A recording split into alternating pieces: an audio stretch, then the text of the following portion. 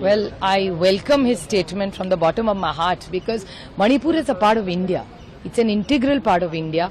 And when we see our people suffering so much, it is extraordinarily disturbing for all of us. And this is something we have been asking. The India Alliance has been asking for the longest time that let's have a discussion, let's form a good committee with all party, let's visit, let's give Manipur the confidence.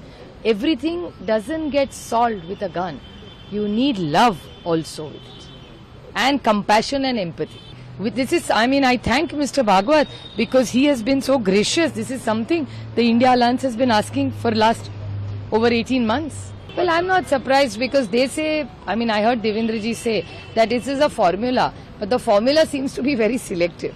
And I'm not surprised because I've seen BJP work in the last 10 years with their allies very closely. I see most of their allies, most of the time, little saddened or unhappy. So I'm not surprised by this at all. Well, it's clearly an integral issue or internal issue of their allies.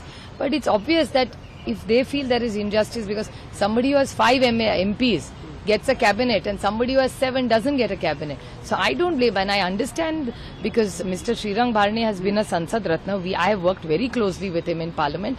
See, elections come and go, but when we work together in Parliament, we have to be serious about policy making. Tu मैं तो चलती रहेगी राजनीति में. But we have to work for the nation in good policy making. And Srirang Bharane ji and I have worked very closely on good policies in the last 10 years. So I really respect and I understand his pain.